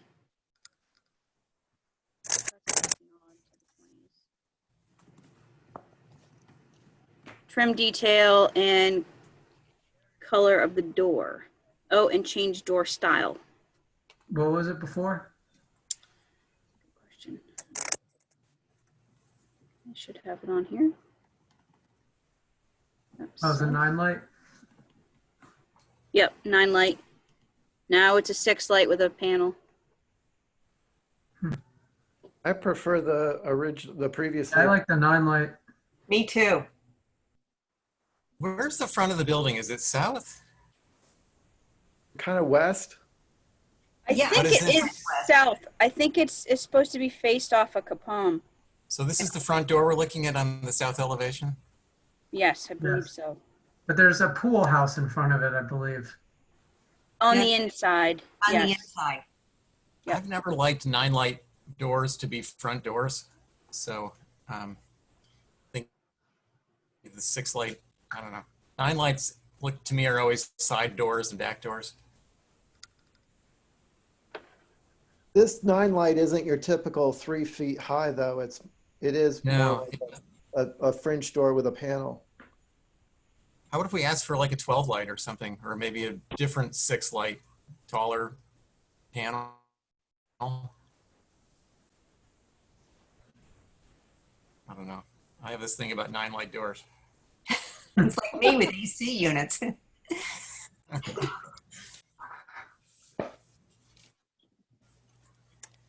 So would you like to see a different type of front door? Yeah, I would. So they're going, it's 6/1s. And he's saying it's, yeah. I think, Like what's there. this traditional 6 light front door has a taller panel. I think the glass is shorter. The sort of the Craftsman style 6 light door. I'm not saying that's what we Shorter should do than here, what's but there. it's, well, the glass. Mickey, you're saying that the glass would be shorter, Yeah. Yes. shorter than what's shown. Yes. Right, to give it that craftsman style look. Right. Yes. Or go with a 12 light door, which, I think we've used in the past number of times. It just looks a little different than a 9 light. Well, the 12 light feels more like the auxiliary door, not a front door. like a back door or side door. It can, yeah. Main building again? I hear what you're saying about the 6 light, and I think if they're going to go with these, this trim detail and the chimney pots that are more kind of Victorian, why not go with a couple of long panels underneath a shorter 6 light? Okay. Hmm. Yeah, which is actually sort of the more traditional Craftsman style, I think. Yeah. So go 2 panels and 6 light. Vertical panels A and 6 make light. the 6 light like another 4 or 6 inches shorter than what's there. It might almost agree with the 6/1 ones on either side. Almost, except that it's it's starting lower than Yeah. the windows. Yeah. Like the And meeting I rails. don't think they have to. Yeah. So a 6 light 2 panel, Craftsman style. I like that. Vertical panels Yeah, right. Good point. and compress the glass above so that it's not so that the proportions are more relate more to the adjacent windows. Yep. They're going to be pretty skinny panels, but that may be okay.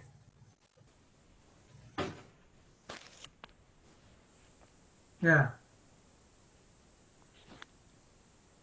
Okay. Okay, and I'm going to say it again, the AC units for this structure. They're going to go right on the front porch. Along with washing machine. Yeah. And the car on blocks.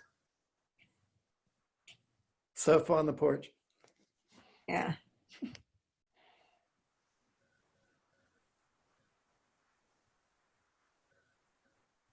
No other concerns for me. Nope, me neither. Okay. Same. It. All right. Good. We all done? Now, Holly, I believe you have the picture of the lighthouse that Ed just sent you. All right. Hold on. It is 4.5 feet wide, 6 feet tall, and does move out of there in the winter because they don't want it to get destroyed. It's going to be tucked under those trees inside the little sandbox mulch area. So kids can climb in. This is the back of the NHA auxiliary building downtown that used to be the shop. They're going to have a kids area now. So we got a deck Lighthouse? in there, and there he's okay with a 5-foot fence. And the only thing that Lucy wanted to see was a picture of the lighthouse that they were being built for kids to climb around and stick it under the tree. Okay. Did he just? Yeah, he did about 10 minutes ago. Might be in the No. spin. Hold on. I don't see it. Let me see if I've got it. Got it. Because he said he sent it to you. So I'm going to have to go back here.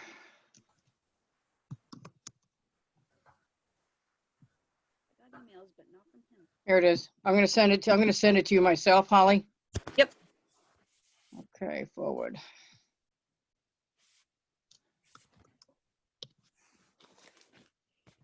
Okay. I sent it. All right, let me refresh. Aha! There it is. There it is. All right, hold Where is it? on. It's there. It is here.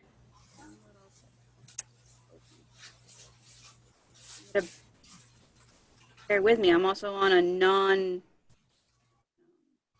a laptop. So.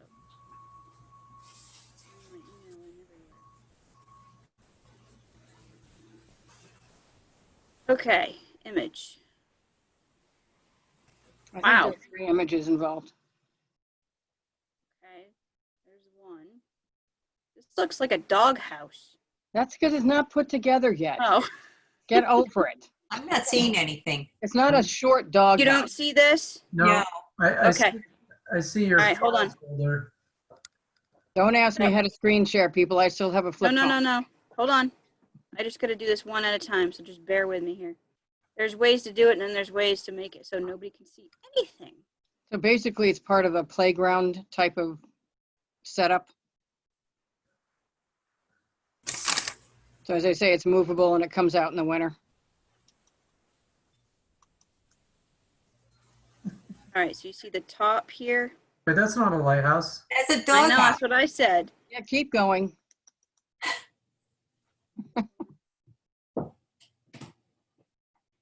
See that one? Nope. Not yet. We still have the doghouse on here. You know why? It's because they're all individual PDFs. You see, or JPEGs. You see that one though, right? Yep. Okay. Gotta do this each individual. This is all Greek to me, guys. Is it possible you could just email? There it is. Oh, okay. There's the base. So then the one that looked like the doghouse is going on top, right? Yep. I don't think they got exercised about making it octagonal. And then there's one more picture, which looks like Mr. Silva. Sylvia's there, right? Yeah. Thought I recognized him. All right. Goodness. There he is. So that's the top. Mm. Hmm. Yeah, the Oh, other piece is Brant Point where you come out towards the walkway of the Oh, Brant Point. okay. Yeah. That makes more Makes sense sense. now. Yep. So about 6 feet tall or something like that. Yeah, 6 feet tall, 4.5 wide. And they're Okay. gonna All right. I'm fine with it. be cool. I get it. I think it looks good. Thanks, everybody. Yep. Thank you. Thank you, Linda. Awesome.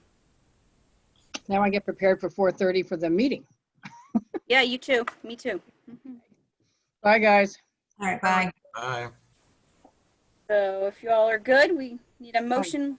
Hold Motion on to 1 second. adjourn. Hold on 1 second, guys. I talked to NIR and they're all happy about putting that railing, you know, the metal railing on the Center Street side to fill in that 12-foot gap. They have no problem with that. And they have no problem with spray painting that white in a vinyl brick red. They said that's fine. And then I got to fix some of those other little things. All right. Like the AC units, those are, that's not a Yeah, little no, problem. I've got to deal with them, but they're not part of the application, but they're going to be dealt with, believe me. Yeah, that's not a little problem. No, that's a big problem. Okay, do we have a motion to adjourn? Motion. Second? Second? So I think we call off each and say, Oh, Yeah, we do need a roll call. Angus, aye. Brooke, Aye. Mickey, Bye. Lucy, aye. Holly? Okay. Everybody, same time, right, Mickey? Next Monday. Yeah. Sorry about that. I thought it was. It's okay. Point of business. And Lucy, and I just will set the- try to make sure I send it to you. It's the same link every time, but I'll send it to you with the agenda. That would be helpful for me. Yeah, Brooke, Thank you. sign Actually- it early so I don't have to be in charge. Oh, I was just gonna say you did such a great job. I think that I'd like to make a motion to vote for. No, no, no. Yeah. Lucy, thanks for rising to the occasion and we look forward to you returning.